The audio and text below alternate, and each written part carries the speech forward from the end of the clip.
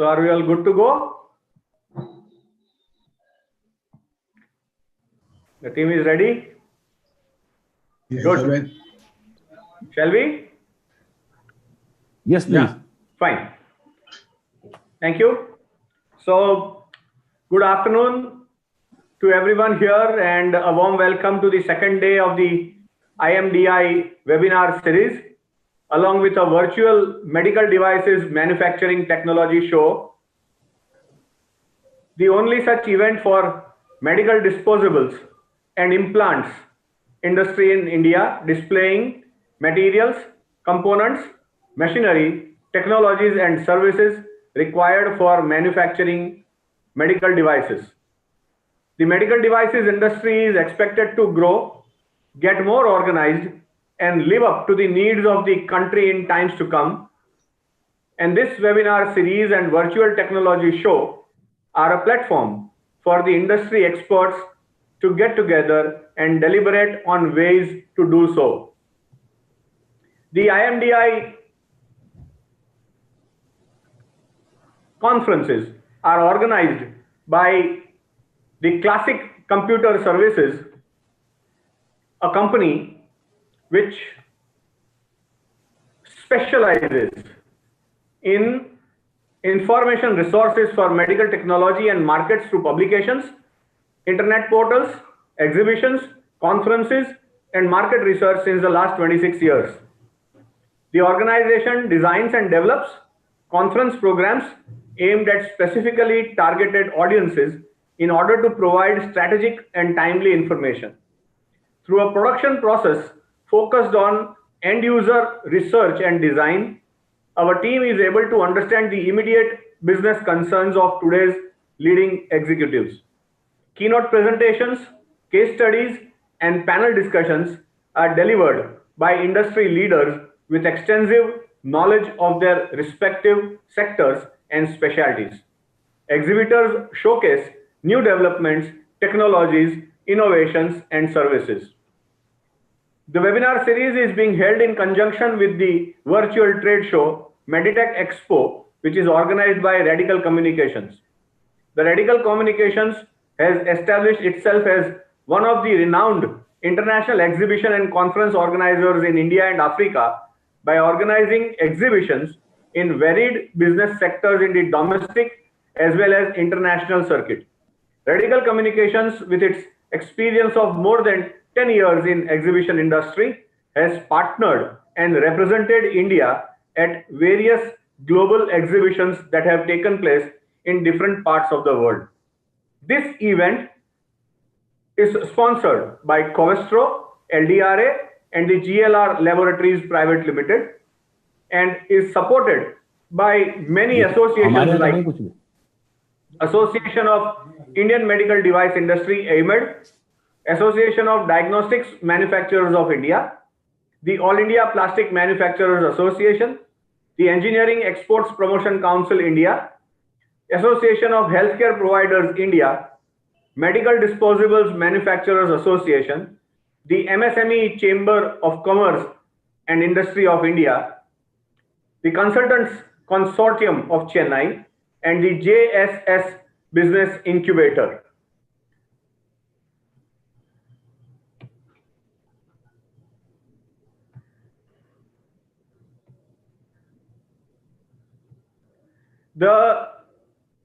As I mentioned, yesterday we had a very interesting day one on the theme Medical Device Industry, India, a potential global manufacturing hub. It was a privilege for us to have Mr. Rajiv Nath, Forum Chairman and Founder, AIMED, and Managing Director, Hindustan Syringes and Medical Devices Limited, as the guest of honor. Mr. C. Padma Kumar, Director, Kerala Life Sciences Industries Park Private Limited, as the keynote speaker, and Dr. Atul Sardana, Chairman, Alpha Corpuscles Private Limited, and Mr. Deepak Agarkhed, the Assistant Vice President, Engineering Services, Facilities and Quality at the Sakra World Hospital, as the expert speakers. Today, we are focusing on the theme Medical Polymeric Materials, Components and Processing, Innovations and Developments. And we are fortunate to have a galaxy of experts to throw light on various aspects of the theme. To start with, let me first request Mr. Sanyal Desai, the Managing Director of Radical Communications, to give the welcome address. Mr. Sanyal Desai, please. Thank you, Mr. Joshi. I think as an anchor, as a host, we always love your giving introduction speech for our webinar series. We welcome to this second virtual Meditech and Healthcare Expo, which we have started organizing with our partner, Shri D.L. Pandya.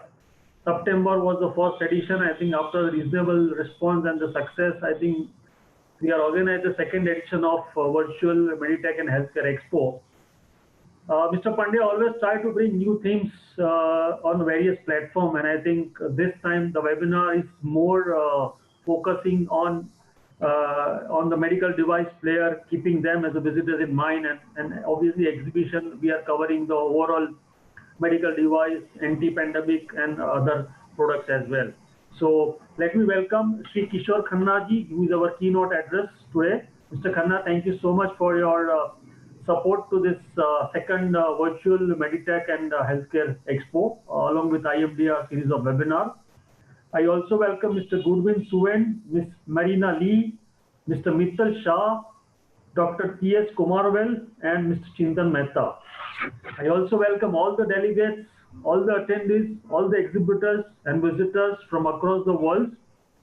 I think by this time we have already crossed about 800 plus unique visitors, which is itself is a remarkable thing, and there are more than 10 countries plus delegates and visitors we got in this. Today is just the second day, and another 5 days to go, because we have 7 days exhibition and 5 days webinar. So overall we are looking more than 1,000 business serious visitors on this platform, and more than 500 delegates and attendees on this 5 days webinar. So thank you so much again, and I welcome all of you. Thank you. Thank you, Mr. Sanyal Desai.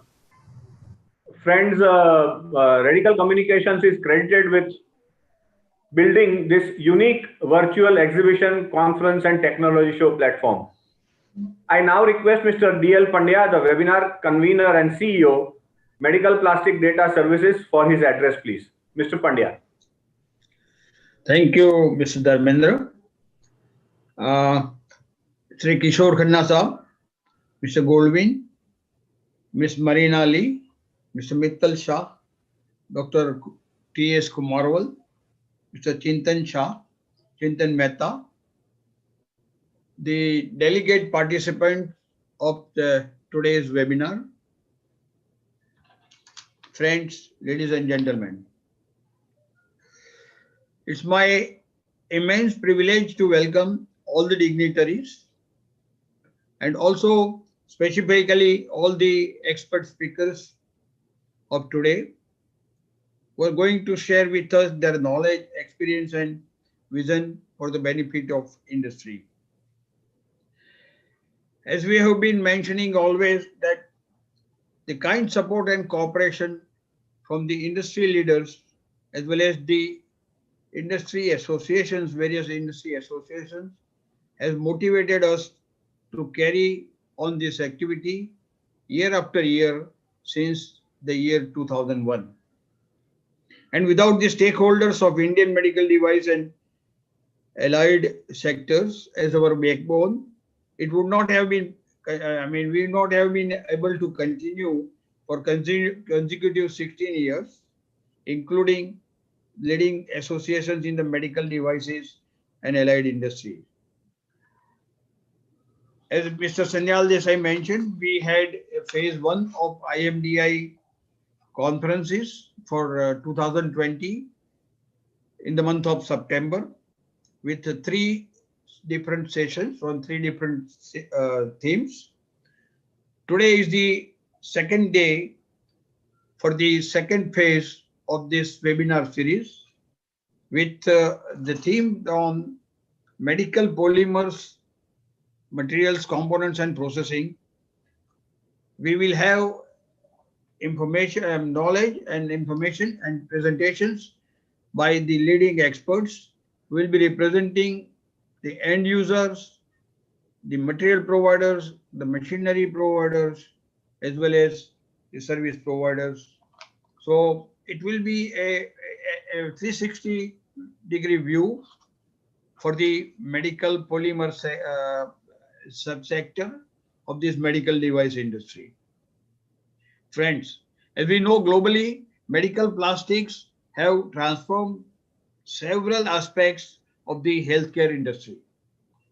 More and more developments by medical polymer companies have made available to the Indian industry and has created not only the growth opportunities, but also help the industry to move up the value chain.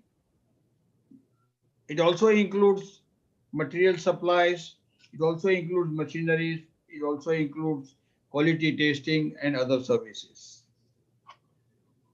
Friends, through this event, our mission is to create a platform for the Indian medical device industry, not only for knowledge sharing and brainstorming, but also to interact with the stakeholders, which is all materials, machinery, technology, product, service providers, as well as the academic research and organizations, with the objective to facilitate an environment of healthy growth. I have a special mention for Mr. Kishore Khanna, the leader of the Indian medical device industry, and also one of the major consumers and the processor of medical polymer materials.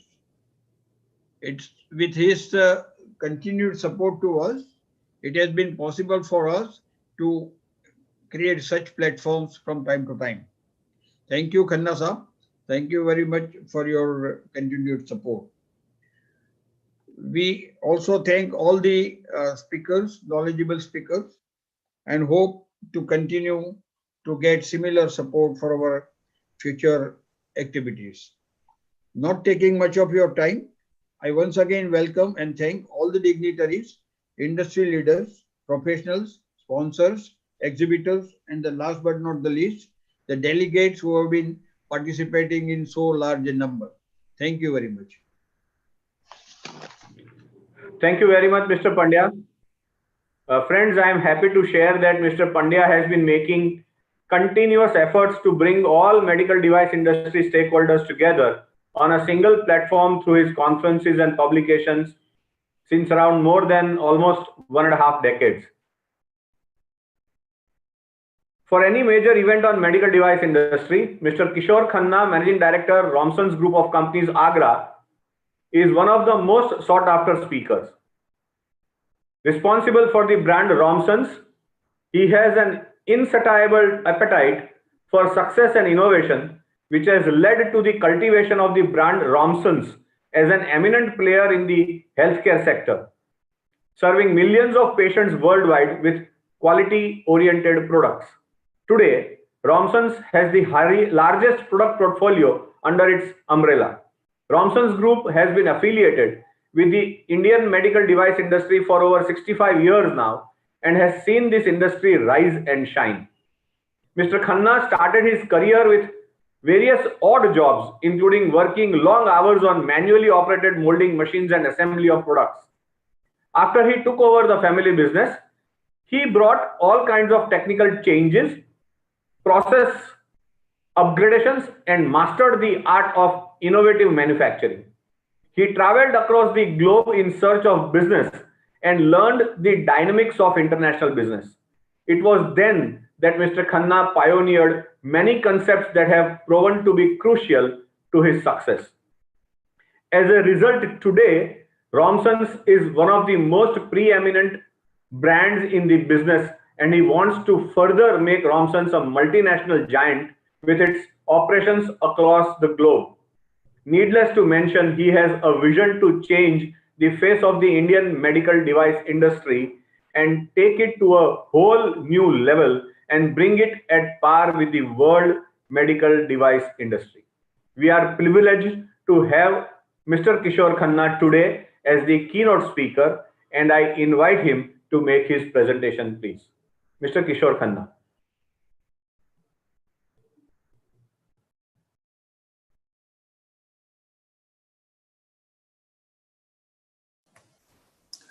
Thank you, Mr. Joshi. First of all, thank you very much for excellent introduction. Thank you, Mr. Joshi. And first of all, I thank you very much for the excellent introduction. Thank you very much, sir. Before I start my address, I would like to convey my sincere thanks to Mr. D.L. Pandya for his efforts, Herculean task in bringing the Indian medical device industry to this level. And the way Indian medical device industry growing, Mr. Pandya's contribution will be written in the golden letters. Thank you, Mr. Pandya. Thank you very much. Dear friends, good evening to everyone. It gives me immense pleasure to be part of this panel and share my views on medical polymeric materials and components, innovation and development. The topic is very close to my heart, as I have dedicated my whole life on the polymeric innovations. When I started working way back in 1971, disposable syringes were in thing. Disposable syringes were at the brink of revolutionizing to start the medical treatment. Today, after 50 years, we are at a whole new level of polymers and plastics in the medical device. Heart stents and artificial plastic organs made by 3D printers. When I look back, I feel medical science has come a long way, and that has been possible because of innovations and development in polymeric materials. Guys, have you ever stopped and looked around during a doctor or hospital visit? You will see dozens of medical devices or instruments made of plastics and polymers. Plastics are part of our life. It's not just medical device.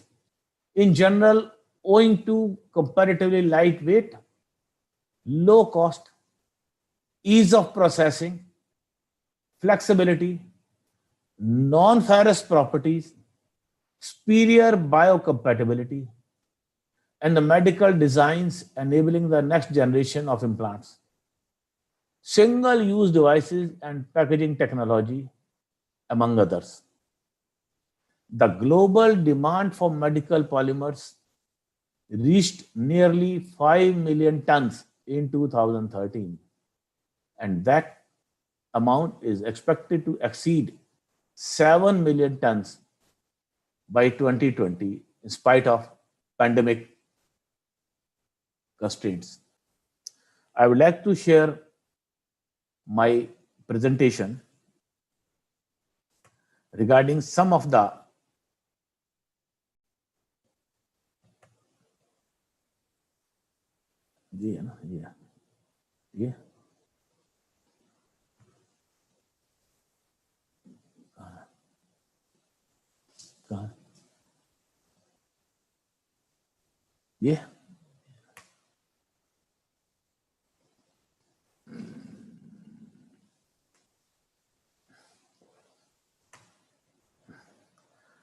medical polymer material and components, innovation and development.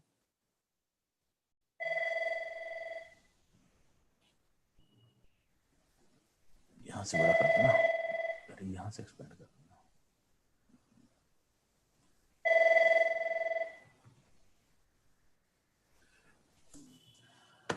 Let us briefly go through some of the recent medical devices. Sir, I'm sorry to interrupt, but I don't think your slide is being seen on the screen. It's not visible. No. Okay, let me resend. There is some other screen on your computer which is visible. Let me check.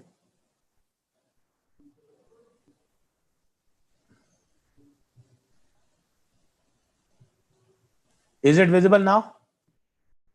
Yes. Yes, Okay. it has come. Okay, great. The first and the foremost, and which is in thing, is the plastic heart, a total artificial heart made by high performance polymer, which can extend the lives of heart failure patients while they are waiting for the transplant. The plastic heart replaces the original heart parts, both the ventricles and the four heart valves, adding years to the life of loved ones. The major breakthrough is plastic foam. It's a PU foam which is used to stabilize trauma patients with serious injuries. The foam expands inside the body cavity, applying pressure to the wound and confirming around the engulfing the injured tissue, greatly slowing down the blood loss to improve the chances of survival in case of serious accidents.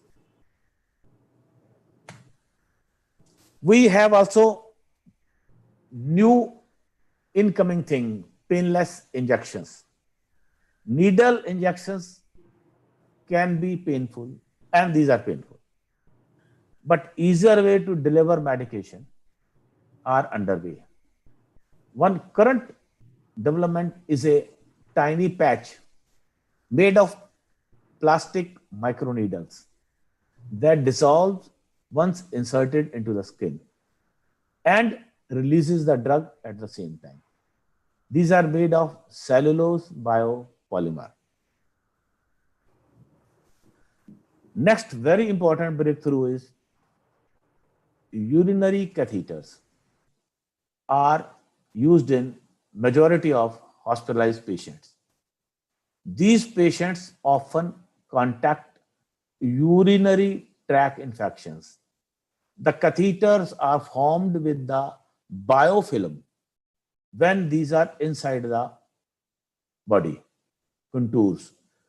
In order to prevent the UT antimicrobial coating, antimicrobial coating is a non-stick polymer coating which is done on the film catheter surface, which prevents the formation of biofilm and prevents the infection for at least 2 weeks.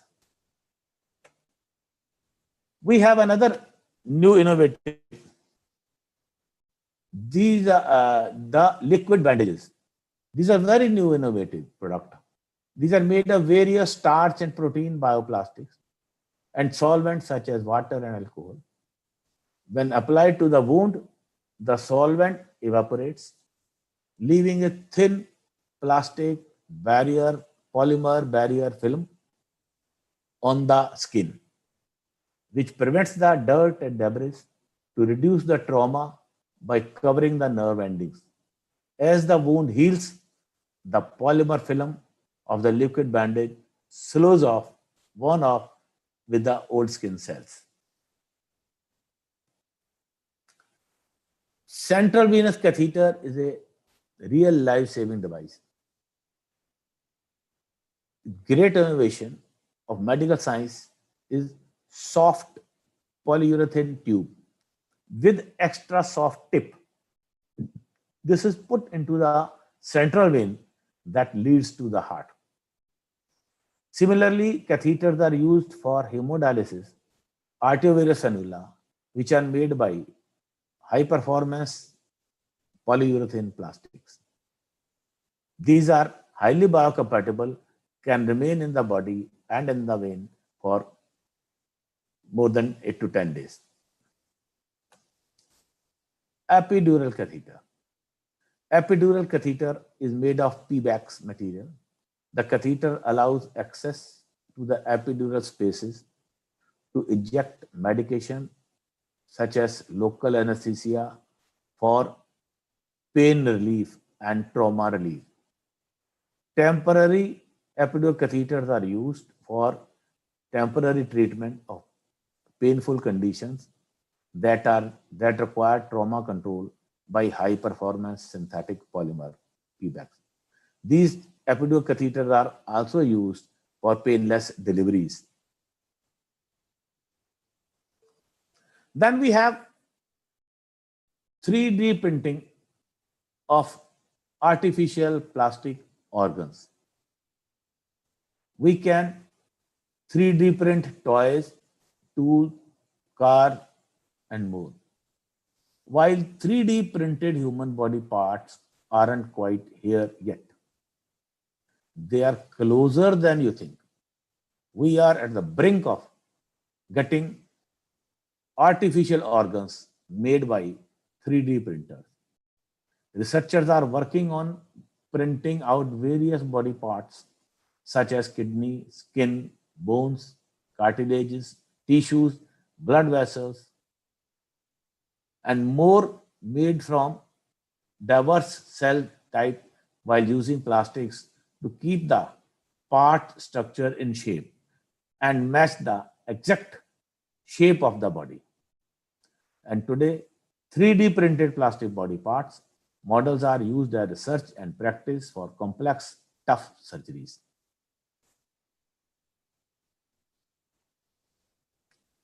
Next, which is most common and most important, is the heart stunt. To open the heart blockage and dispense, the heart stunts are used, which dispenses the medication and then gets dissolved into the body, which are made of polyglycerol biopolymers. We are also moving toward the inflatable implants. Heart surgeons often face a frustrating problem. Sometimes the sickest patient who needs surgery have been so weakened by their condition that surgery becomes too risky. But a new inflatable device made of polyether urea urethane elastomer helps in improving the odds. After the device is implanted, doctors can inflate or deflate as the needed to control the blood flow and relieve pressure on the heart. This technique can give the heart a chance to recover enough to withstand surgery. Friends, in the end, I would like to conclude by saying that post-COVID, the life is expected to change significantly, and the polymers are going to play a key role in revolutionizing the daily life. The personal protection gears are in high demand for healthcare. 3-layer masks, N95 masks are also in huge demand in today's scenario. And this is going to be there for years to come. PP kits are also made of polymer protection, clothing, technical textile. We also find face shield, protective goggles, and many more personal gears, protection gears for protection and prevention of COVID. So all this is going to be part of our day-to-day life. Thank you.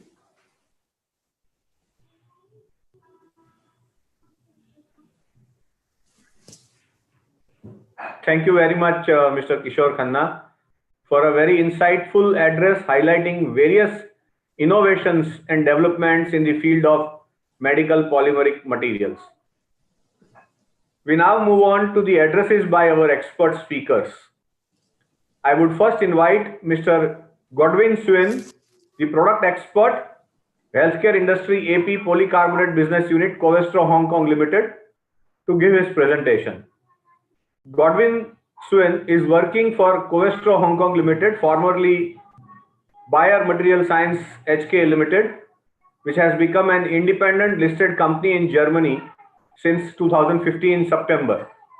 Godwin has been working for different industry segments in the polycarbonate business unit since 2003, responsible for providing market-oriented solutions to customers in various industry segments and to connect the market requirements to various internal functions for new product and new process development for the Asia Pacific region. May I request Mr. Godwin to please make his presentation?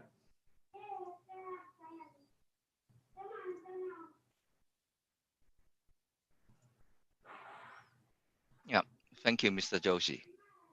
So I hope my sharing screen is, yeah, it's okay. Yeah, it is seen. It's okay. Great, thank you. Good afternoon, ladies and gentlemen. I'm Godwin Sun, product expert from Covestro Polycarbonates, responsible for supporting our healthcare customers in Asia Pacific. Today, it is my honor to share with you some latest information on material solutions for new sterilization requirements in the healthcare industries we see in 2020. I would like to first briefly introduce my company, Covestro, to you. Covestro, also formerly known as Biomaterial Science, was established as a legally independent company in 2015, with business activities extended back to the early parts of the 20th century. Covestro, characterized by groundbreaking inventions, trend-setting products, and a wealth of experience in the development and production of high-tech polymers. We have three major business units, being polyurethanes, polycarbonates, coatings, adhesives, and specialties.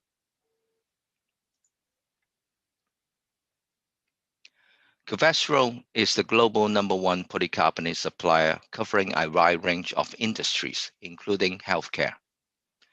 We invented polycarbonate back in 1953, and having over 50 years of experience in the healthcare and medical industry, with a lot of successes in both disposable and electromedical devices. In the photos are some of our successful cases. We are actively innovating and supplying the healthcare segments, including drug delivery, IV access, respiratory, dialysis, surgical, and diagnostics. In this slide, we would like to share some factors we observed which give rise to new sterilization or disinfection requirements this year. First of all, we all know that we are still undergoing one of the biggest global pandemic caused by COVID-19, which is an infectious disease caused by a newly discovered coronavirus.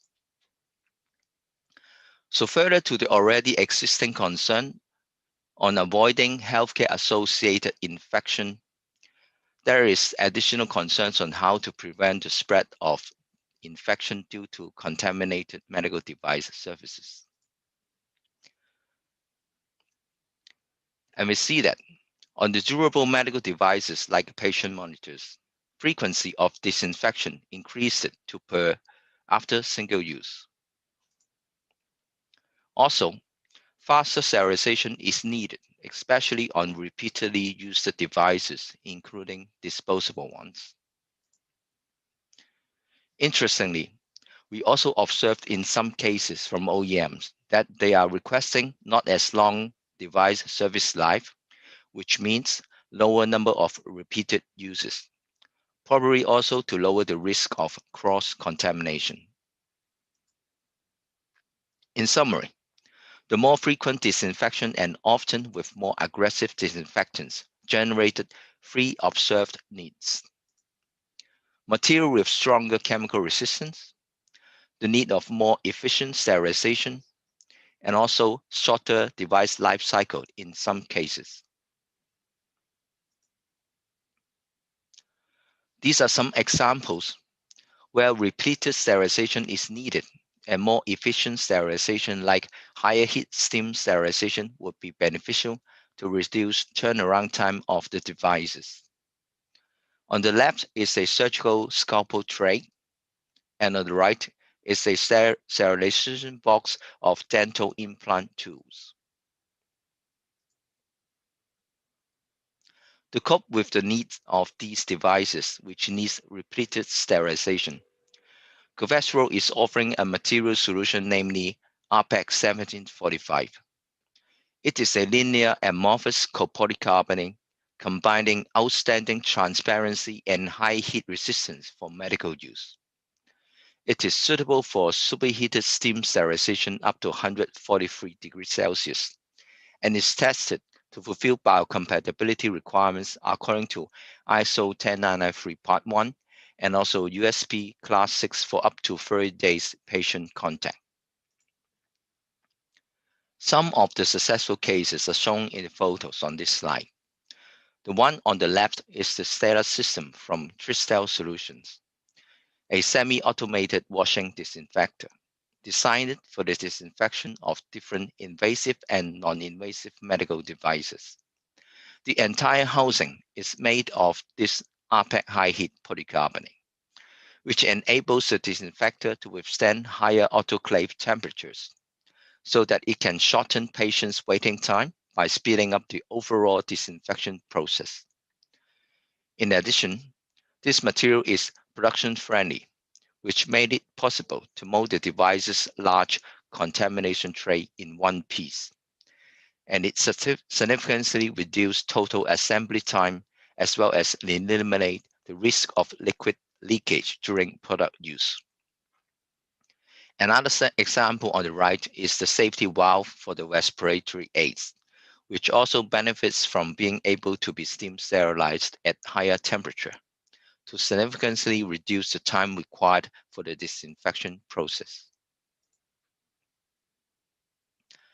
To support the needs of using this high-heat material for repeated superheated steam sterilization, we have conducted a study on property retention of this material after multiple high-pressure steam sterilization after up to 100 cycles. Test specimens molded from RPEC 1745 were steam sterilized in an autoclave at approximately 136 degrees Celsius with each cycle not less than 15 minutes. Test specimens were taken out of the autoclave for testing at intervals of 25 cycles up to 100 cycles. The photo in this slide is part of the results showing the multi-axial impact results after 75 cycles. You can see that all samples showed yielding type breaks from the dot impact, which indicates excellent ductility retention of the material. Also, we have observed extremely low changes in yellowness index of the material recorded over the course of 100 steam sterilization cycles. In short, RPEC 1745 is a very good option for medical devices intended for multiple steam sterilization, especially where the temperatures can reach as high as 133 or 135 degrees Celsius. Besides, being able for multiple superheated steam sterilization, this material also can largely increase production efficiency on devices with components overmolding with liquid silicone rubber, aerosol in short.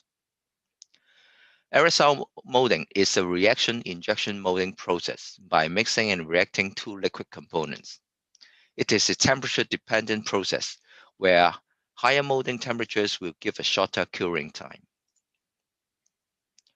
This is a T90 curing curve of Cyanoprene Aerosol 2749 from Momentive Performance Materials. Y-axis of this chart is the curing time of the overmolding, and the x-axis is the overmolding temperature. You can see that higher the overmolding temperature that is along the x-axis to the right, lower the curing time of the aerosol. With standard polycarbonate, you can overmold at around 120 degrees Celsius.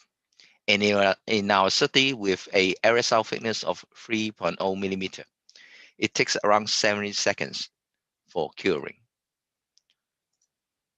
By using RPEC 1745 instead as a substrate, we can overmold aerosol at around 155 degrees Celsius, which then only needs around 36 seconds of curing. This is almost a reduction of 50% in curing time. In short, rPET high-heat polycarbonate can potentially improve the productivity and thus reducing the production cost of aerosol overmolding of medical devices. Besides the high-heat polycarbonate just introduced, Covestro also has a large portfolio of polycarbonate-based materials for housing of other medical applications, including electromedical devices. We have from Macolon, our polycarbonate, BiBlend, our PC ABS blends, and MacoBlend, our PC polyester blends. Different combination on impact strength, chemical resistance, UL94 flame retardancy, and also skin contact biocompatibility are available for different requirements from different types of applications. One of the latest developed material is Macolon FR6011 on the rightmost column of the table. It is a non-halogenated flame retardant polycarbonate, having RE0 rating at 1.5 millimeter. Not only excellent in impact strength, but also in chemical resistance, both against disinfectants and consumer chemicals. In dealing with the infection needs for the COVID-19 pandemic, Environmental Protection Agency of the United States has published a list called List N, Disinfectants for Coronavirus COVID-19, which listed some of the disinfection products on the market, which EPA expects them to kill the coronavirus when used according to the label directions. Several of these disinfectants have been tested for compatibility with Covestro polycarbonates and polycarbonate blends commonly used in durable hospital equipment in order to provide reference to our customers for their process in material selection. How we did the assessment is that we first mold the material into tensile bars, putting a stress on the test bars by bending them to a strain of 1% to create a stress level between 21 to 25 megapascal. We then wipe the strained surface with the disinfectant. 10 consecutive wet to dry wipe cycles were completed within 9 hours. After 24 hours of total strain exposure, the specimens were checked for retention of tensile properties per ASTM standard. We used a rating system combining both visual check and also retention of tensile properties to rate the material. For specimens showing up no visual changes and full retention of tensile strength and elongation at break, we call them unchanged and marked as green. For specimen with more than 98% tensile strength retention, but reduced elongation at break, or with tiny or invisible cracks, we rated them as minor effect in yellow. For specimen with lower than 98% tensile strength retention, or with distinctive cracks, we rate them significant effect and put in red.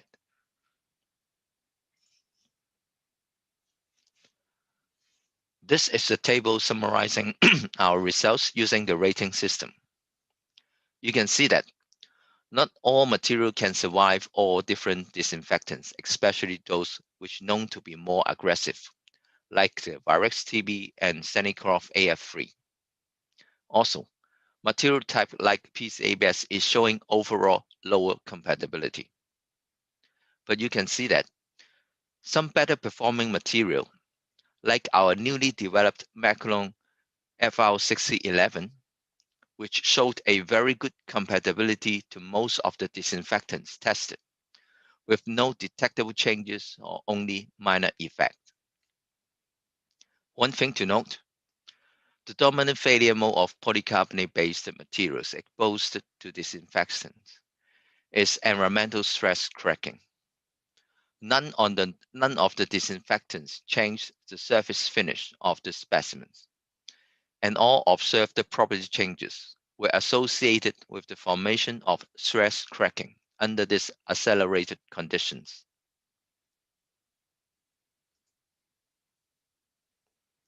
There are more information available, like our healthcare polymer e-newsletter, which I cordially invite you to subscribe to regularly receive our latest product and application information. Also on our Solution Center website, you can obtain latest product information, literatures, and different technical white papers. Thank you for your attention, and this is the end of my presentation. From here, I open the floor for Q&A and would like to invite my colleagues, Ms. Marina Lee, our Industrial Marketing Manager for Healthcare Asia Pacific, Mr. Suresh V, our Market Development Manager for Healthcare in India subcontinent, as panel members for this Q&A session.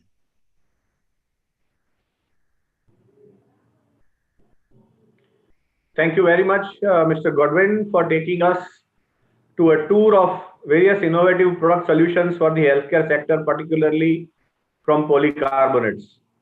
So we have Mr. Godwin, Ms. Marina Lee, who is the Quality Assurance Panel Member, Industrial Marketing, Healthcare Industry AP Polycarbonate Business Unit, Covestro. And we also have Mr. Suresh from the same company here to answer questions. I believe we have a couple of questions and would request Mr. Pandya to kindly pose a question which he had. Thank you, Mr. Joshi. Incidentally, since Ms. Marina is there, I would like to know a couple of things. First is, are you manufacturing polycarbonate in India?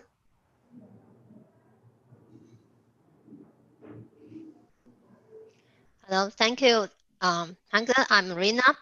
Our polycarbonates has been produced in 3 regions globally, and especially in Asia. Our medical products are produced in Thailand, close enough to serve the country in India. And does the material is the material suitable for electronic medical equipment also?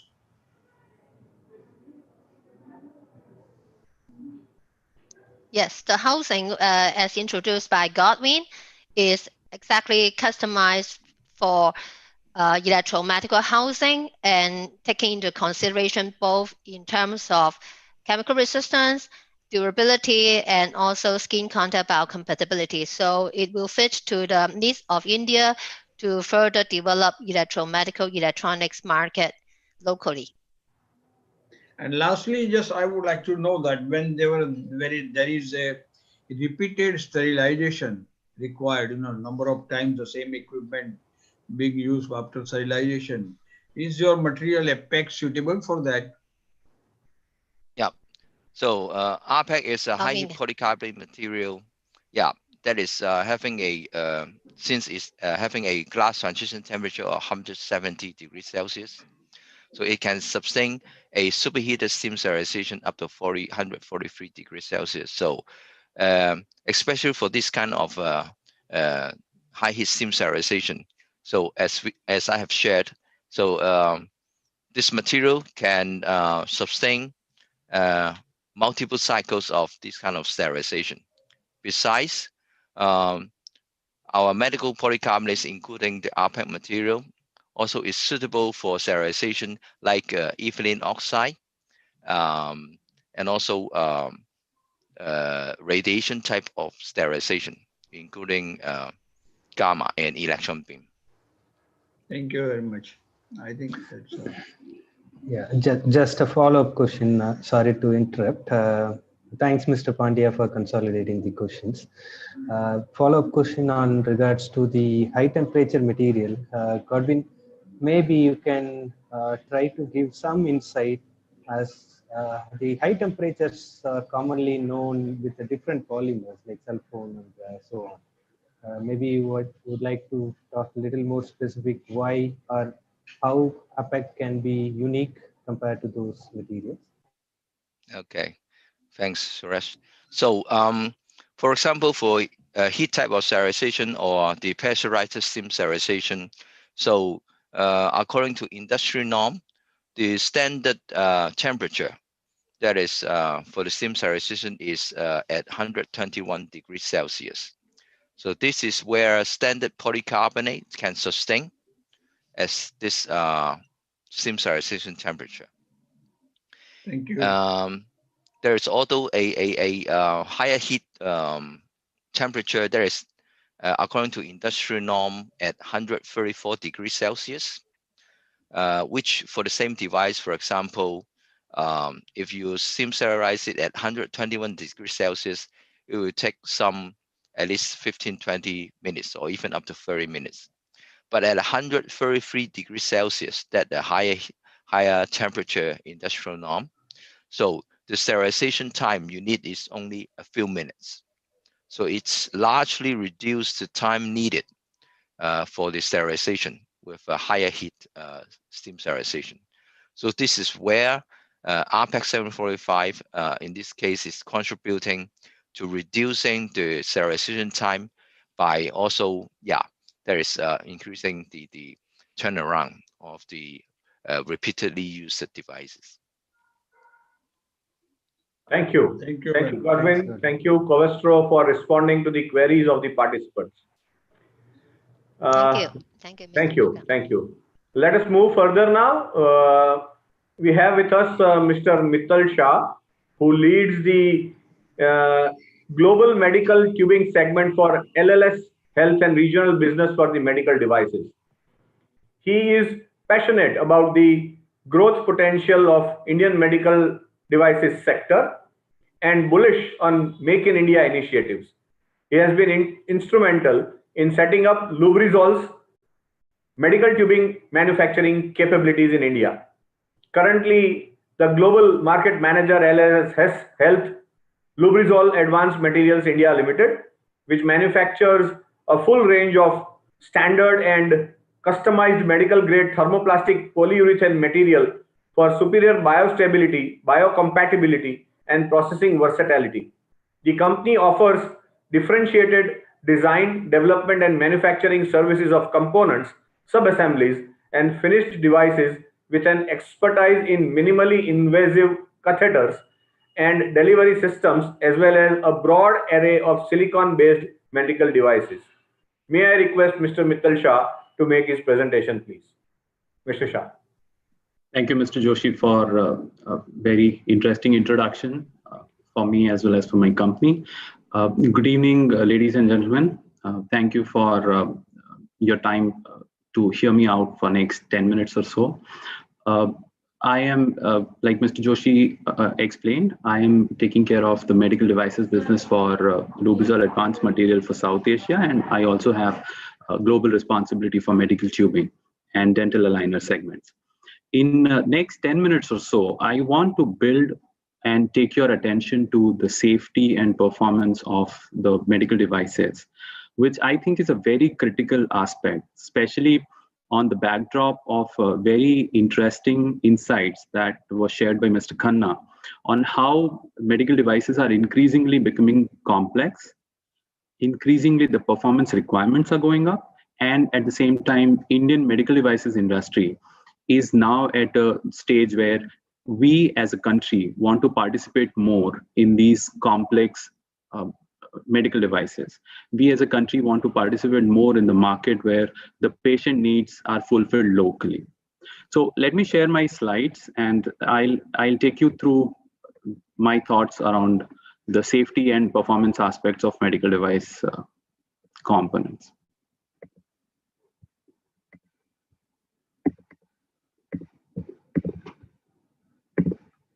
Mr. Joshi, are my slides visible? Yes, they are. Perfect. Thank you very much. So in next few slides, I'll explain my thoughts around the performance and safety of medical devices, how we as raw material providers enable those safety aspects, and how Lubrizol is trying to help the Indian medical devices industry in different ways. Let me quickly introduce Lubrizol to you. You might know Lubrizol as the only specialty chemicals company in Berkshire Hathaway portfolio. We are a US-based company with presence in different business verticals of specialty chemicals, right from performance additives for transportation fluids to personal care, medical devices, pharmaceutical, paints industry, industrial polymers, and a lot of other unique applications.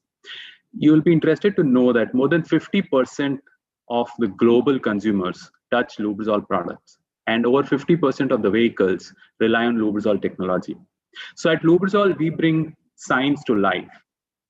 And in doing so, we have a very wide range of very unique products which give critical performances to different things that you use, right from the toothpaste that you use first thing in the morning to different skincare solutions, medical solutions, and all that you use through your day till the end of the day. Lubrizol has a play to make them better. Lubrizol has a play to make them more performance oriented and therefore help the consumers. At Lubrizol Life Sciences, which is the pharma and medical devices vertical for Lubrizol, we are providing performance chemicals for medical devices, pharmaceutical, oral care, and nutraceuticals. In each of these industry verticals globally, our focus is to bring technology which can help the end user, which can help, say, patient comfort, which can help a more compliance to pharmaceutical regimes, which can help delivery of nutraceuticals in a more optimized manner. And in doing that, we bring capabilities right from design of devices, drugs, therapeutic products, to manufacturing and delivery. So across these verticals in Lubrizol Life Science Health, we are a major player for designing of components, devices. We provide resin and other ingredients, and we also do selective manufacturing to help our OEMs. In my experience with the Indian medical devices industry in past few years, I have realized one question on what is medical polymers. I've seen a lot of participants in the industry kind of brainstorm on this topic on whether they should focus on medical polymers or industrial polymers are good enough for medical devices applications. So I thought it would be a good topic to discuss under today's theme of innovation and development for medical polymeric materials. And I want to share my thoughts on what is medical polymer. You would notice here in the definition that medical polymers are polymer materials which are specifically engineered for medical applications. So when we talk about selecting polymers for medical devices, we look at performance. We look at how the polymer will end up in a device. Will it deliver the functions that are expected? But in medical polymer, we also have to think about the constituents of the polymer, the safety of the polymer. And let me bring this to your attention, that I believe more than 70% of the safety aspect for a medical device is controlled by how the polymer is made. And that is why at Lubrizol Life Sciences, we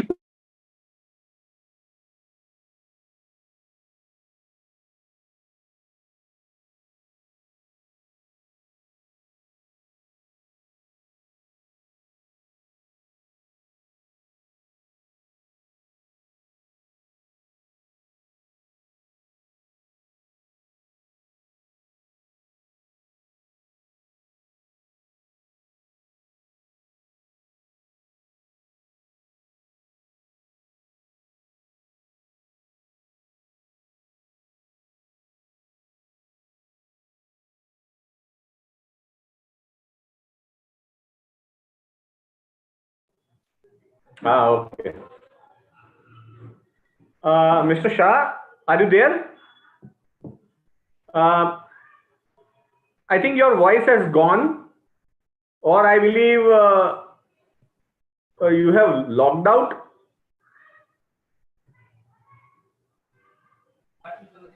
He has rejoined. Yeah, okay. From other device. Yeah.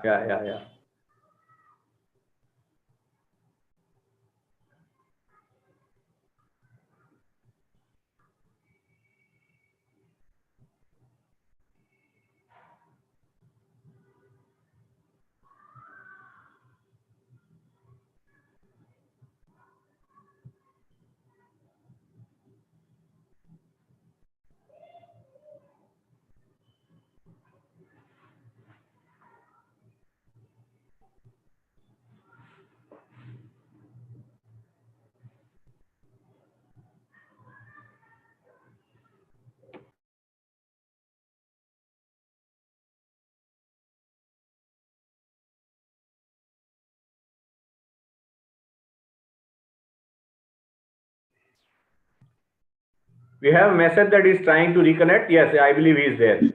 Yes, so, Mr. Shah.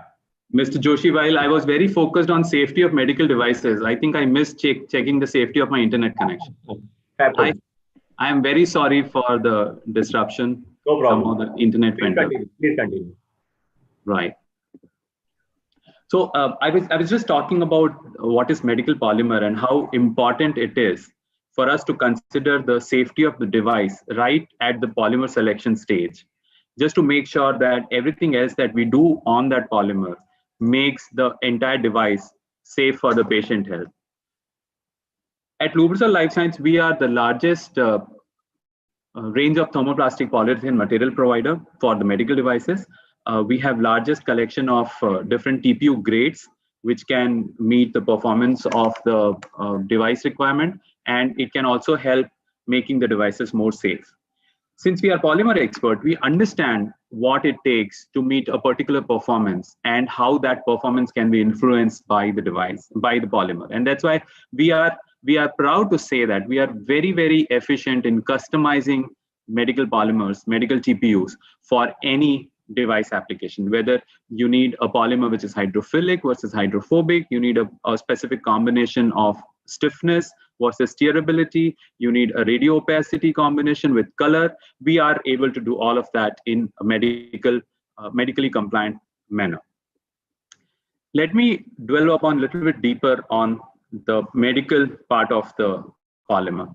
At Lubrizol, we make both industrial grade thermoplastic polyurethane and medical grade thermoplastic polyurethane. And I think that this comparison will be able to explain what we mean when we say medical grade polymer. While both these polymers are made in ISO facilities, medical grade polymers, we take extra care to make sure that everything that involves the raw material selection, everything that goes into manufacturing is maintained the same every time.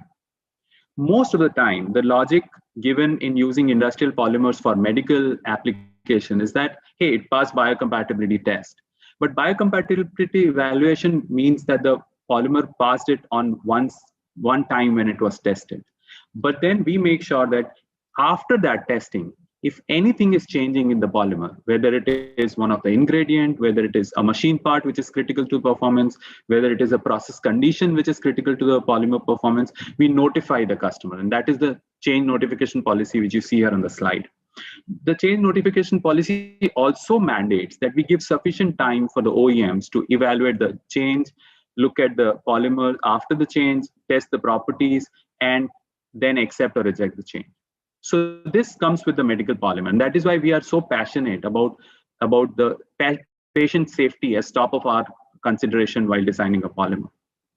We also provide regulatory support for our OEMs for their registration in different regulatory regime. We provide right from the details of ingredients to any other question that the regulators may ask regarding the safety of the polymer. In medical polymer, we also follow record retention policy for future root cause analysis or audit trails or any time you need to look back on what was the quality of the polymer used. We have records and polymer samples from each batch which are retained. So these are some things which make the medical grade TPUs more patient safe. And once the material is patient safe, the entire device becomes a lot patient safe. And that's why we lay a lot of emphasis in making sure that medical device manufacturers look at only medical grade polymers when they are trying to design their device or trying to manufacture their device for any patient applications.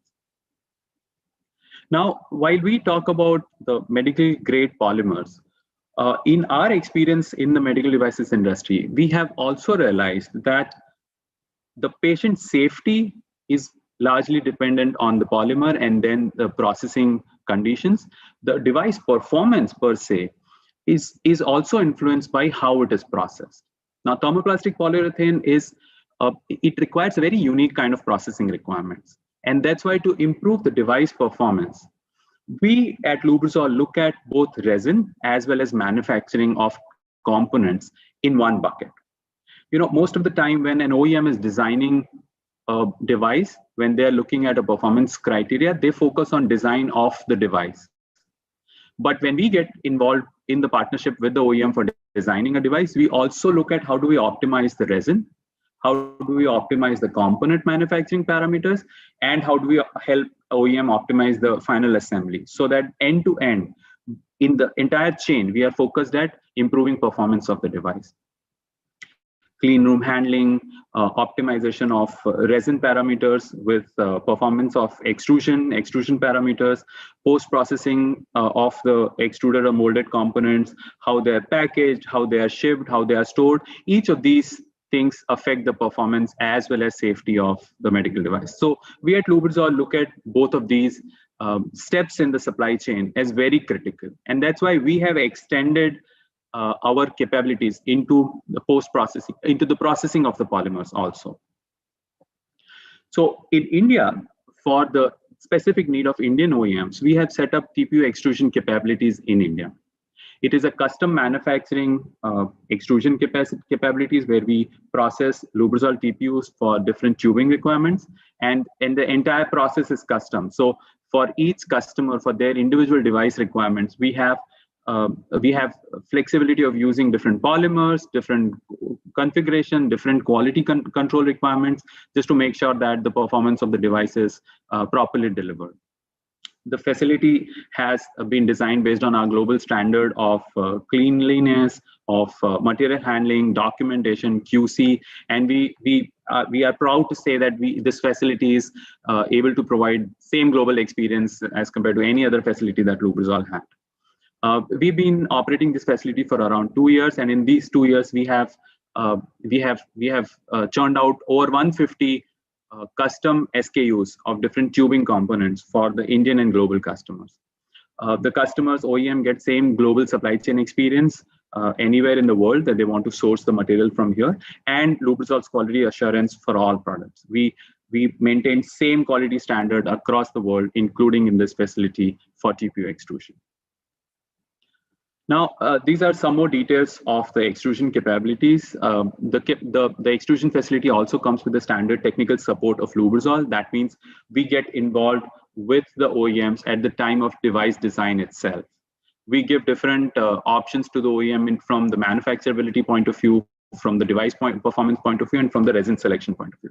Since we bring both resin selection as well as manufacturing capabilities, it becomes a very interesting dialogue when we are working with OEMs in designing their devices. The facility has single and co-extrusion capabilities. Manpower is trained for medical extrusion. We take very, very serious care of cleanliness, ensuring the integrity of the product and product packaging, and making sure that all quality standards are implemented.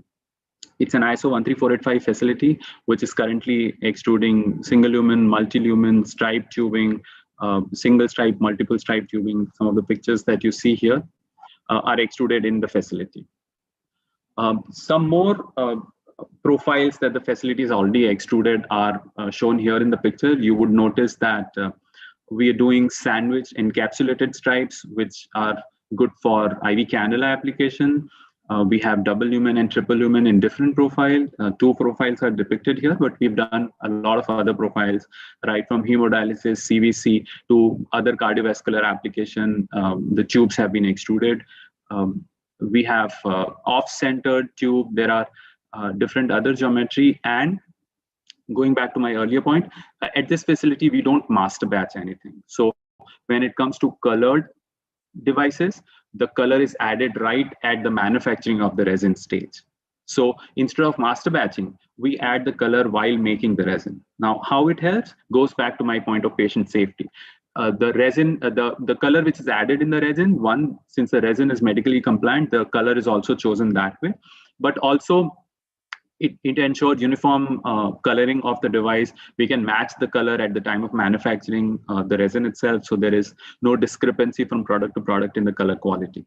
So these are some of the very interesting capabilities that we have built up in India to support the Indian medical devices industry.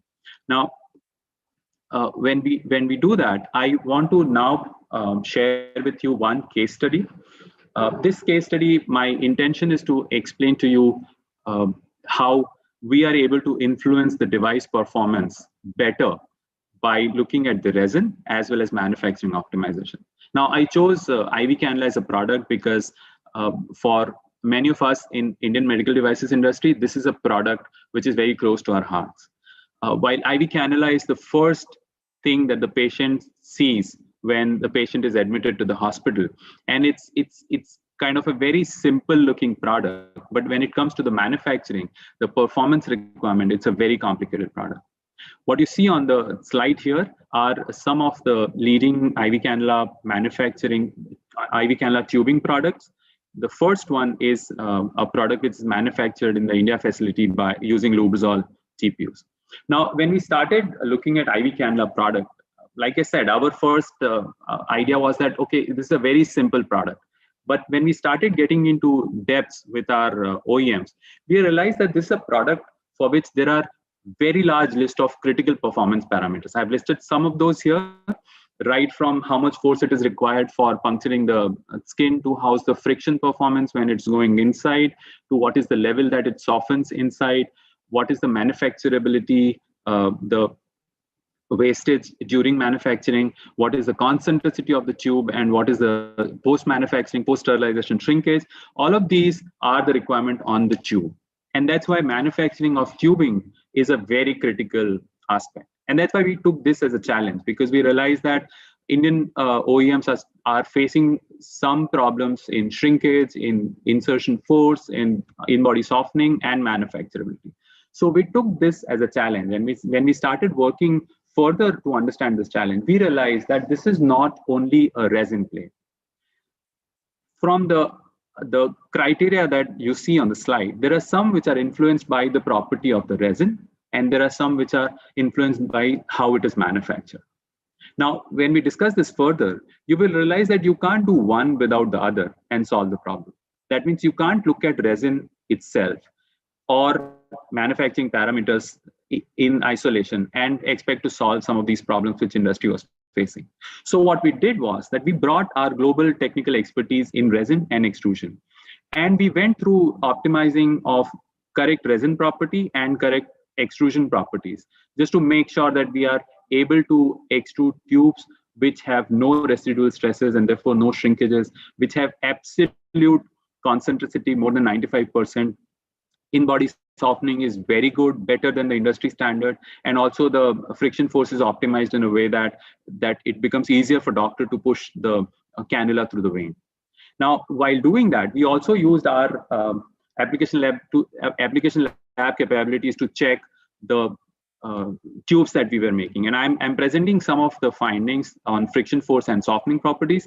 You will see that product one in both cases, which are Lubrizo product, we are able to optimize the performance of the resin and tube in a way that we are able to get most optimized outcome.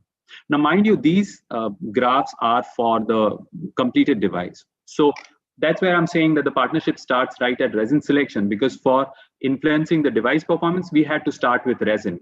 And for IV cannula application, we have developed different resin blends, which are able to give optimized performance, and customer still has a choice of choosing from very hard cannula tubing to very soft cannula tubing where the softening percentage is very high to less, tubing where there is optimized friction with the hardness, with the column strength, and all those things.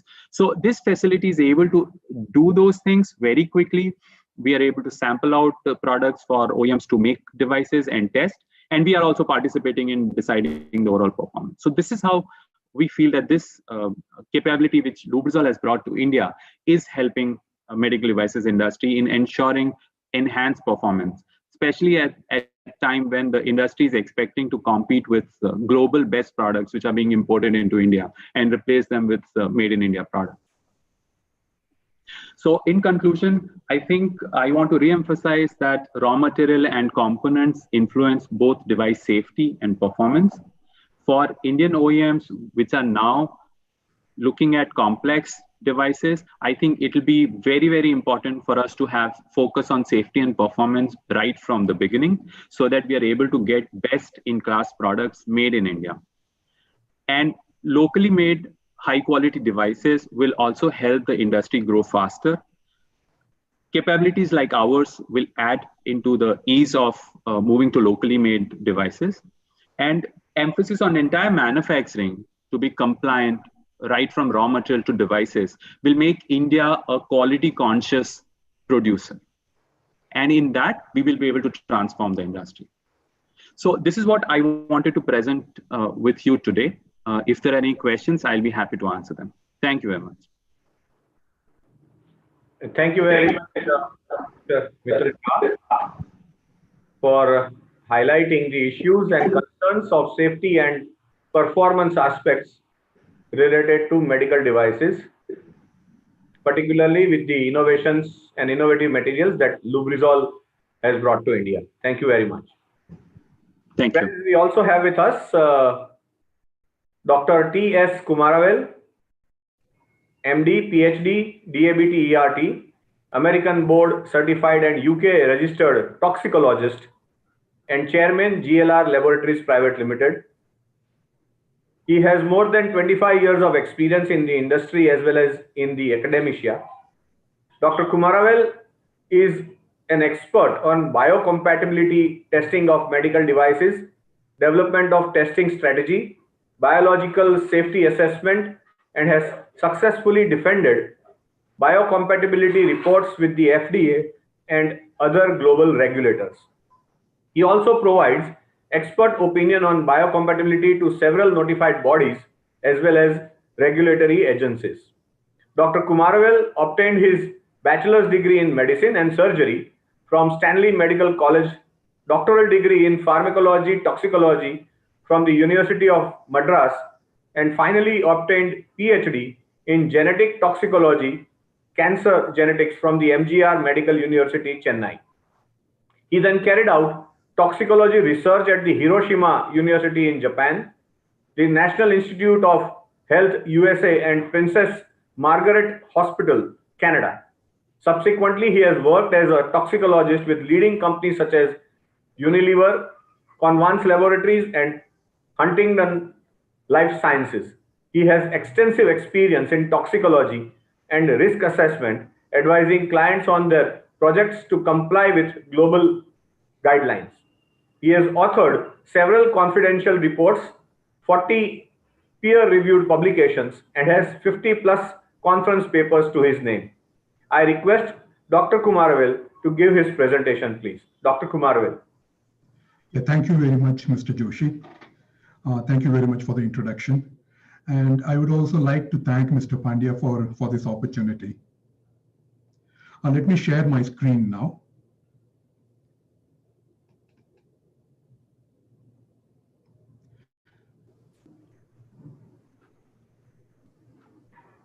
Can you all see my screen? Yes, it has come. Yeah, okay, yeah. Okay, the topic today I'll be talking about is about biocompatibility of polymeric medical devices. And before I do that, I will just give a brief introduction about GLR Laboratories, where we offer these biocompatibility solutions. About GLR Laboratories, we offer cost-effective and high-quality biocompatibility solutions for various medical device manufacturers.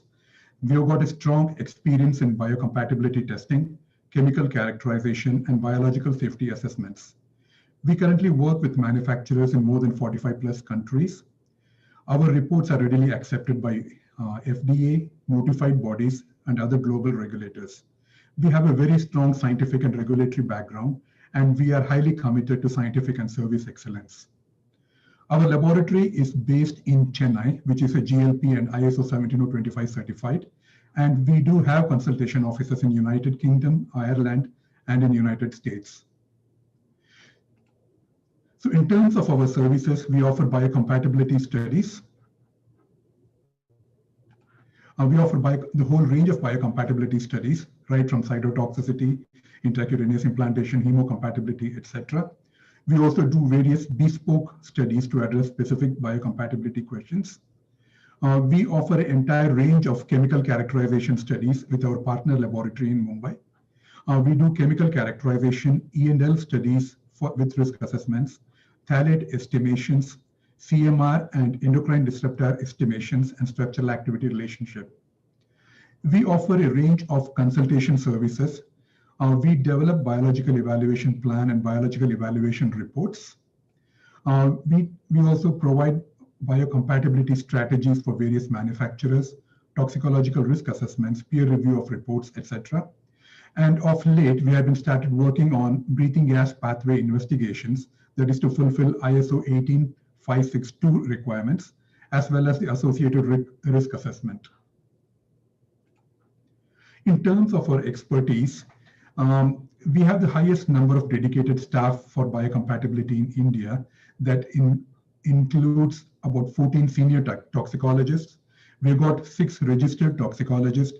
We have got regulatory toxicologists and risk assessor within our group. We've got several independent QA personnel, several veterinarians, study directors, and study scientists. The most important expertise is we advise client on implementation of robust biocompatibility programs. We also develop biocompatibility strategies for assessment of high risk and complicated medical devices, and troubleshoot unexpected biocompatibility findings and advise further action. So briefly, we work with more than 700 clients across 45 countries. We have tested more than 1,000 medical devices. We have conducted more than 6,000 biocompatibility tests. We have carried out about 70 plus chemical characterization the last 2 years. And we have got an overall 200 years plus experience in terms of biocompatibility. In terms of our facility, we have got quite a big custom design compact laboratory workspace. Our laboratories are CPSA approved for small animals as well as for large animal facility. We have got the entire range of surgical theater for implantation studies, etc. And our facilities OECD GLP and ISO 17025 certified. In terms of resources, you can see like we've got an entire range of various expertise within our group. So this is our contact address. Now jumping back into our biocompatibility of polymeric medical devices. So I'm sure you all are familiar with ISO 10993, and the previous 2 speakers actually spoke about ISO 10993. So ISO 10993 series is an international standard for biocompatibility that is recognized in Europe, United States, and many other countries around the world.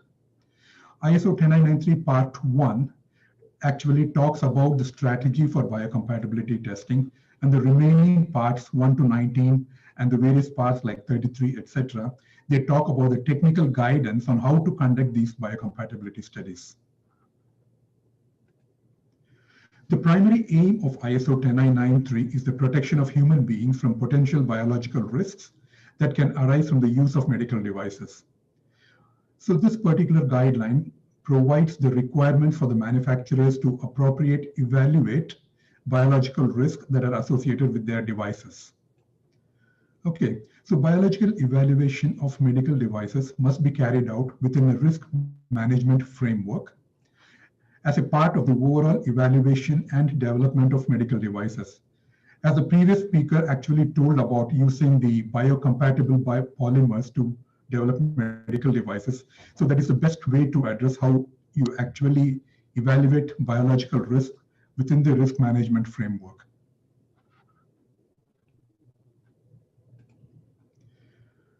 So I'm sure the people are also familiar with ISO 14971, which is a risk management guideline. So the ISO 10993 actually links into the 14971. So what happens is when you do the risk management process, you initially identify what the biological hazards are involved with in terms of the medical device.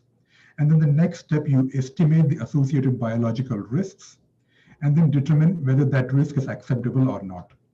Okay, so because this is a highly specialized process, biological evaluation should be planned, carried out, and documented by knowledgeable and experienced professionals who are highly experienced in this field. So this chart actually links 14971 to ISO 10993. The first step is the risk analysis in terms of how the device is used, and we have to identify the biological hazards. And once you identify the biological hazards, you have to estimate the risk for each of these hazardous situations. So once the risks are analyzed, you have to evaluate the risk, whether that risk is actually risky to the patient during the device use. And once the risk is evaluated, you have to implement what is called a risk control. So once you implement the risk control and then you finally evaluate, are there any residual risk involved? Okay, if there are any residual risks involved, try to address them during the production and the post-manufacturing process or information. And then finally, the whole thing links back to the risk analysis again. So in terms of biocompatibility, it is a highly structured program. The first step of the biocompatibility is to classify the device. And this is actually done using a matrix given in ISO 10993 Part 1 as an annex. And it also describes the characterization of materials, that is selecting the correct material which is biocompatible in the manufacture of the devices. And then you have to review the manufacturing process, which is also very important. So because what happens is during the manufacture of medical devices, the manufacturer tend to add quite a few additive materials, colorants, etc. to the devices, which can have biocompatibility implications. And then once you collect all the information about the material and the additive materials, you review those data, all existing data or biocompatibility on those devices. And then you review all clinically available data on those devices. And once the literature review on the material is complete, you do what is called a risk analysis, as we described in the previous slide, and then see if do you have sufficient data to support the safety of the device. If you don't have sufficient safety data to support the device, you have to do biocompatibility testing. And once the biocompatibility testings are carried out, you do a final risk evaluation and document everything in what is called a biological safety report. So ISO 10993 Part 1, which is which gives the strategy for biocompatibility testing, it is not intended to provide a rigid set of test methods, including pass and fail criteria, as most of the ISO guidelines are. Instead, what happens is, if you have a rigid pass and fail criteria, it will put an unnecessary constraint on the development and use of medical devices. Or it may even give a false sense of security in the general use of medical devices. So therefore, when you use ISO 10993 Part 1, you need to have expert opinion in terms of how you select the proper testing and how you interpret the biocompatibility in data. So in order to select the appropriate biocompatibility tests, you have to categorize the device based on nature of body contact, that is where the device comes in contact with the body, and also the duration of body contact, like how long the device is in contact with the human body. So this is how the devices are classified by nature of body contact. We have got the surface contacting devices that come in contact with the surface, like skin, mucous membrane, etc. And we have got the second one is external communicating device. That is, one end of the device is outside the body and the other end of the device is within the body. The third one is an implantable device. The whole device is within the body. And classification by contact duration is, we have got the non-contact devices such as the in vitro diagnostics. We have got transient contacting devices such as injection needle, etc. We've got limited contact devices that is less than 24 hours. We've got prolonged contact devices, which is greater than 24 hours, but less than 30 days, and permanent contact devices greater than 30 days. Okay, the surface contacting devices are again classified into three types, those in contact with the skin. So we got examples like bandage, monitor probes, etc. And surface contact devices, those in contact with mucous membrane. So we got endoscopes, feeding tubes, etc. And the surface contact devices that are in contact with breached or compromised surface. For example, we have got bandages, wound dressing for ulcers, burns, etc. The external communicating devices are again classified into blood contact indirect devices, such as IV sets, extension sets, etc. You've got external communicating devices that go into tissue, bone, or dentin. So we've got examples like arthroscope, drains, dental cement, dental alloys, skin staplers, sutures, etc. We've got external communicating devices that come in contact with circulating blood. The most important thing are the dialyzer tubing, etc., or intravascular catheters, etc. Okay. So the next classifiable device is the implantable device. The whole of the device is within the body, and these are classified into two different types. Those implantable device that goes as an implant within tissue and bone. Examples: orthopedic pins, plates, joints, cements, etc. We've got the implant device that come in contact with the blood, such as heart valves, vascular graft, internal delivery catheter. So this is how you classify the device based on contact duration. We've got non-contact devices, such as in vitro diagnostics, transient contact devices less than 1 minute, limited exposure less than 24 hours, prolonged exposure greater than 24 hours but less than 30 days, and permanent contact devices greater than 30 days. The most important thing to note here is the exposure contact here is actually the cumulative effect. Suppose if you're using a band-aid or the wound dressing for about 5 hours every day for 30 days, so the actual duration of contact would be 5 hours times 30 days. It is not just 5 hours, it is actually 60 hours. Okay. So based on this classification of device, the ISO 10993 gives various biocompatibility endpoints to address. So these are given in the top of the column.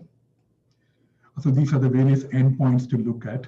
And these are the, we got the various classification here in the first 2 columns here.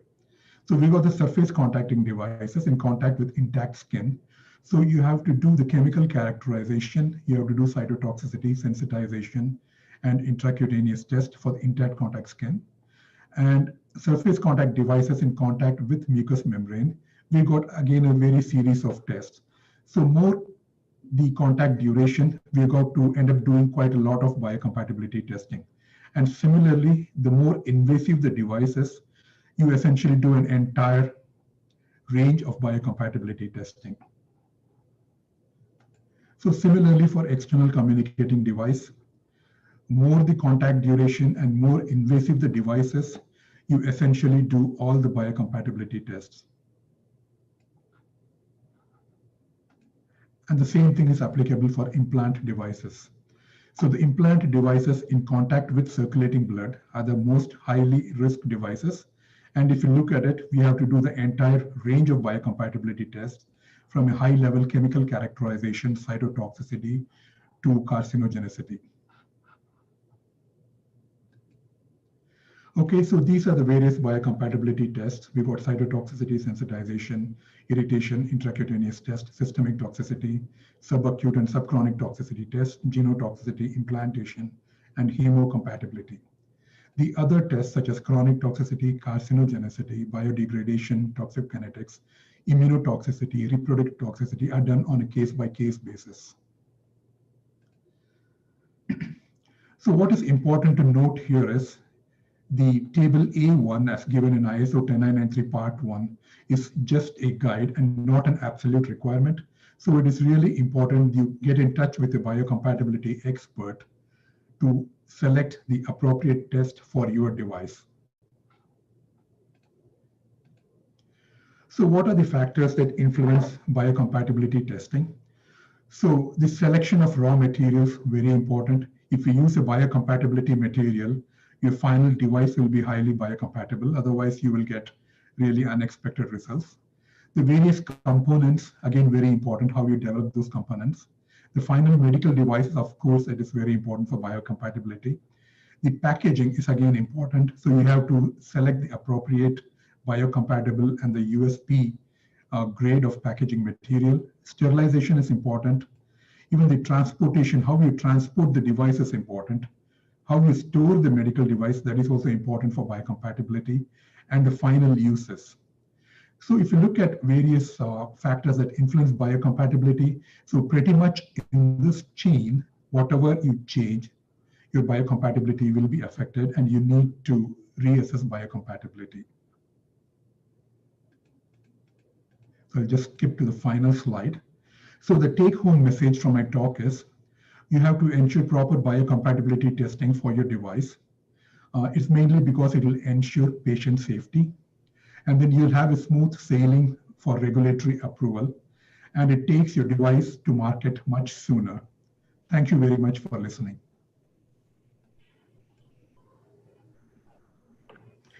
Thank you very much, Mr. Marvel. Your rich experience in research and expertise in biocompatibility of medical devices shall prove to be immensely useful to our delegates. Thank you, sir. Friends, our final speaker is Mr. Chintan Mehta, who is the Assistant Manager, Sales and Business Development, Nuvu Conair Private Limited, responsible for export business development and sales in the eastern part of India. He is a postgraduate from CPET Ahmedabad with an MBA in marketing and has 19 years of experience in sales working with the plastic processing machinery, plastic auxiliary equipment manufacturers, and plastic raw material companies like Neoplast Engineering, Vaison Extrusion Technique, and S. Amit Specialty Chemicals. I request Mr. Chintan Mehta to give his address, please.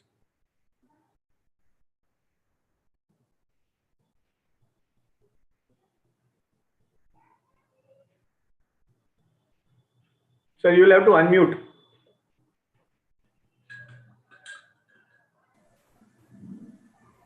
Is it okay? Yeah. Okay.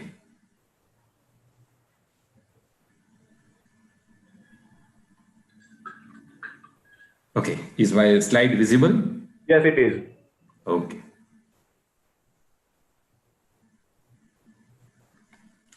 Good evening. First of all, I'm really grateful to Mr. DL Pandya for providing me opportunity to speak in IMD's webinar. And the topic of my presentation is vital role of Medline series equipment for clean room condition. Before jumping to the presentation, I would like to say something about our company, Nuvu Conair. Nuvu Conair. The journey from the company started in 2007 with joint venture of Nuvu Engineer and Conair USA. We have world-class technology from Conair USA. We have entire gamut of auxiliary equipments for plastic industry. We have ISO 9001 2015 certification with us. We have pan-India network for sales and service that we are boasting for 18 different locations, and state-of-the-art manufacturing facility that we have, which is 150,000 square feet area. So this is about our company, Nuvu Conair. Whenever we go to laboratory, our blood is collected in the blood collection tube. Whenever we check our oxygen saturation with the help of this tiny device. Or maybe whenever we go to laboratory for our PCR test, the sample is collected in the PCR well. Have we ever thought all these medical devices, sensors, when they got manufactured, at the time of manufacturing, the kind of sanitization, clean room condition, HEPA filters, and so many things would have been taken care of. Manufacturing of medical devices, it has always been a daunting task. Any mistake in production that leads to huge production loss, and you could be landed with quarantine of parts. Manufacturing process of medical plastic that comprises of mainly 5 functions: raw material, clean room condition, injection molding process, mold, and auxiliary equipments. My friends from Lubrizo and Covestro, they gave a very wonderful presentation about raw material, especially for medical grade. Clean room condition, which is one of the very prominent thing that has to be taken care before manufacturing of medical parts. Like different kind of clean room condition that we want to follow. White room condition, ISO 5, 6, 7, 8, hybrid condition, how many dust particles are really allowed inside the clean room condition, and so many things, those we take care in clean room condition. Injection molding process, which is also one of the important things, converting of molten polymer into plastic, mold, that also plays very vital role, like the mold that finally converts molten polymer into the medical plastic. Auxiliary equipments, they also play very vital role, like conveying system, weighing system, mixing system, and so many other things. At NewView Conair, we don't manufacture injection molding machine, neither we manufacture mold, but we manufacture auxiliary equipment. NewView Conair, it's our India operation, and Conair USA is our joint venture partner. So medical grade equipments, Medline series equipments, we import from Conair USA. These are some of the Medline series auxiliary equipments, those we manufacture at Conair USA. At left side, upper panel, we can see hopper loader vacuum conveying system. At the bottom, we can see dehumidified air drying system. Then we have a coupling station, which is a part of raw material conveying system. Right side, upper panel, we can see blending system. And at the bottom, we can see microville dehumidification system. These are some of the equipments. Those are used as Medline series auxiliary equipments. As I said, clean room condition, it's one of the important things. White room condition, that stands the first, which is also called as zero dust or zero polluted clean room condition, where no dust particles are allowed at all. ISO 5 clean room condition. Then number of particles, dust particles, those are allowed 3,520 number of particles in per cubic meter area. And the HEPA filters, those are used. They are 250 to 300 series of HEPA filters. ISO 6 clean room condition, where dust particles are allowed 35,200 per cubic meter. And the HEPA filter series is used 180. ISO 7 clean room condition, where dust particles are allowed 3,52,000 per cubic meter. And the HEPA filters are used of 60 series. ISO 8 clean room condition, where dust particles are allowed 35,20,000 per cubic meter. And the HEPA filter that is used of 20 series. And the last one is hybrid clean room condition. So while manufacturing of medical part, one has to decide about any of the clean room condition that he wants to follow among all these clean room condition. Having talked about clean room condition, let's try to understand what is Medline series equipments. Medline series equipments, they fulfill important needs of medical device manufacturers. Like when a person is going to start manufacturing of medical part, at the time of manufacturing, the kind of regulated environment that what he has to consider, that he has to decide about all these things. At Conair USA, we help in getting certification homework. There are so many other certifications, compliances are needed. So we also do some certification work. Medline equipments, they are designed to meet compliance specification, as I said. Even we have special powder coated paint, which is available for suitable for clean room condition. Our equipments are fully calibrated, traceable, and tested also. We also ensure complete sanitization, and we also ensure for minimization of exhaust while manufacturing of auxiliary equipments. Medline compliance. Let's talk about this thing. There are mainly 4 Medline compliances. Those are important for medical parts manufacturing: ISO, FDA, ICH, and CFR. At Conair USA, our all equipments, they are compliant with all these standards. Medical compliance. At the time of manufacturing of medical part, the machineries those we are using, we have to ensure that we get a calibration certificate for all these machines. Like our all machines are fully calibrated and certified. At Conair USA, whatever equipment those we manufacture, we also give certification of complete calibration as well as our equipment that is suitable to your expectation. We also provide kind of certificate.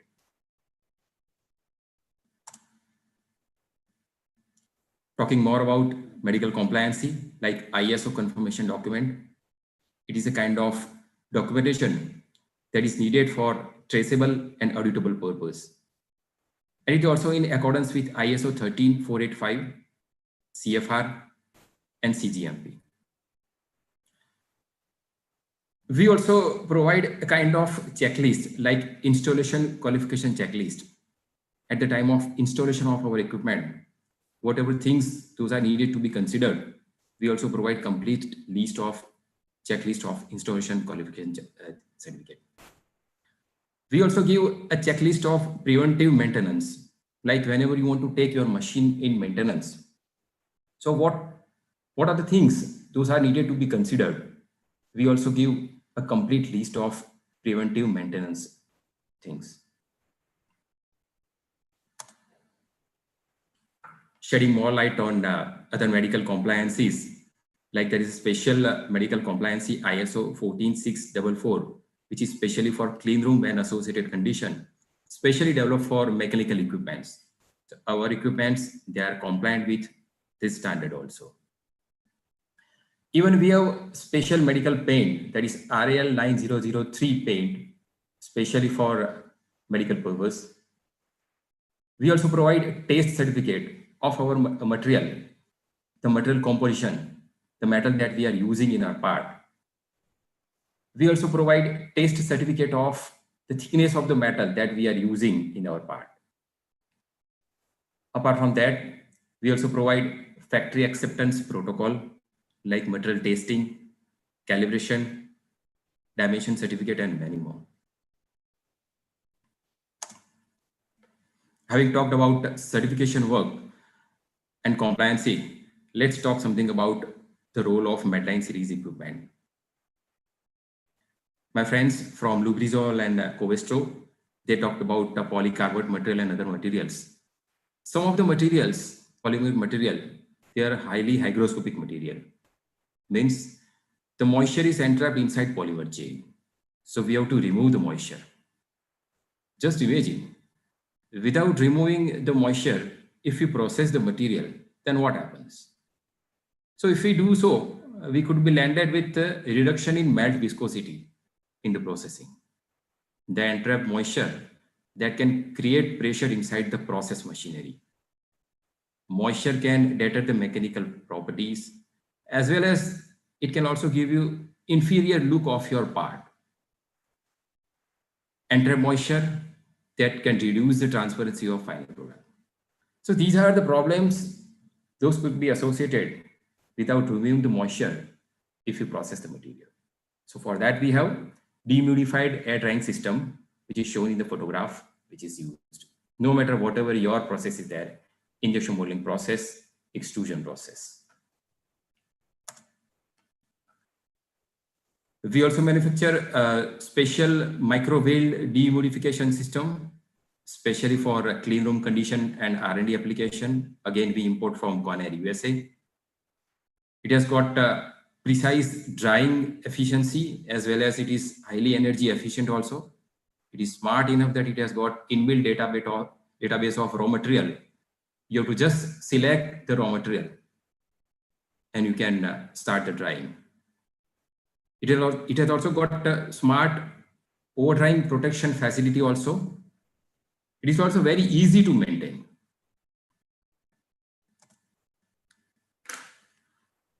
The polymers, like in your process, if you have more than one raw material, sometimes we are using master batch also to impart color to our final product. So for that, what is our purpose exactly? Our purpose is to convey the raw material, weigh the raw material, mix the raw material, and feed to the process machinery. So there is one equipment, like the one which is shown in the photograph, that is called gravimetric blending system, which does all these functions: conveying, weighing, mixing, and feeding. It is called gravimetric blending system. which is placed above your process machinery. No matter whatever your injection molding machine is there or extruder machine is there. We have also Medline series resin conveying system where hopper loaders are there, coupling stations are there. Those are shown in the photograph. We have also Medline series throat metering feeders, specially used for master batch feeding application.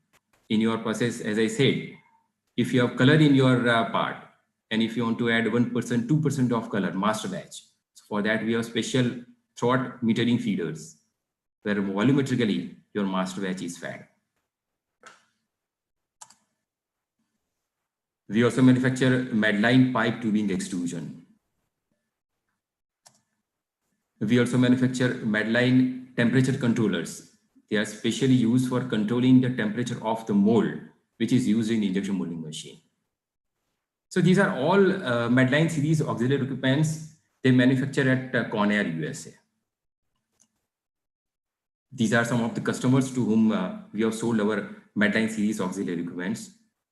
Mankind Pharma, Unimed, Dr. Blodo, Sunbasta, Becton Dickinson, Core Healthcare, Rose Labs, and Baxter India. So if you are going to start manufacturing of medical parts, you can reach us. My contact details are there. We can help you getting auxiliary equipments, especially Medline series auxiliary equipments. Thank you. Thank you very much, Mr. Chintan Mehta, for talking about the manufacturing processes of various medical devices from plastics and the manufacturing equipments being used for them, which are manufactured by our company. It has given us an idea of the complex systems followed in manufacturing the products. Friends, this brings us to the end of today's webinar. It has been a very informative day. And to conclude, I invite Mr. D.L. Pandya, the webinar conveyor, to please propose a vote of thanks. Mr. Pandya, webinar conveyor. Thank you, Mr. Joshi. We had, as I mentioned earlier, a 360-degree view for the medical polymer.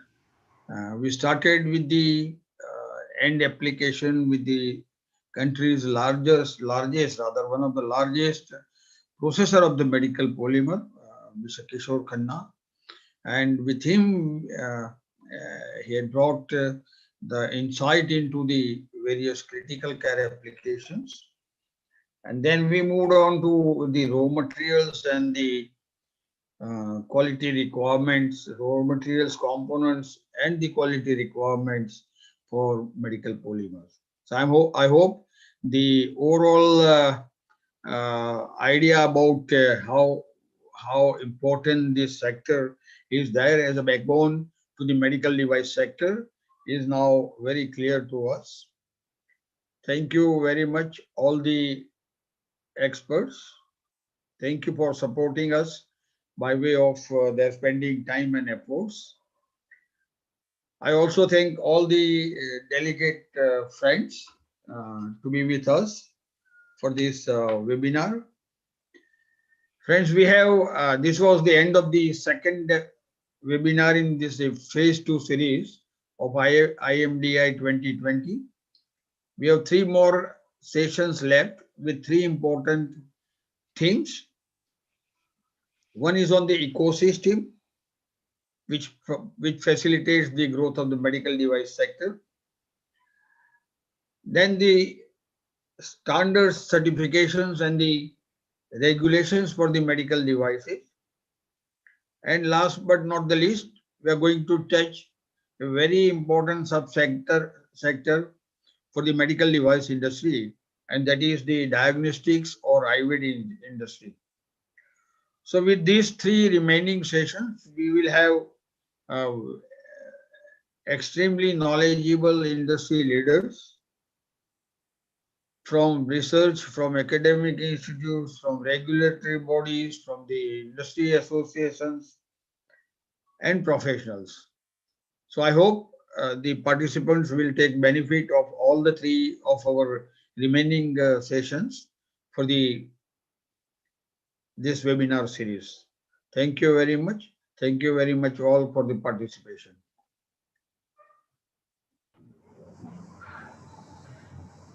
Thank you very much, Mr. Pandya. Friends, before I end, let me once again repeat and invite you to tomorrow's webinar, the third day of the series. The theme for tomorrow is Indian MedTech industry ecosystem facilitating growth. Do join us for the same. Thanks for being with us today. Thanks to all the speakers. Thank you very much. And thanks to the organizers and the team behind who has made this actually successful. Thank you. Thank you very much. Thank you so much. Thank you so much, everyone. Thank you so much. Thank you. Thank you. Thank you, Mr. Goldwyn.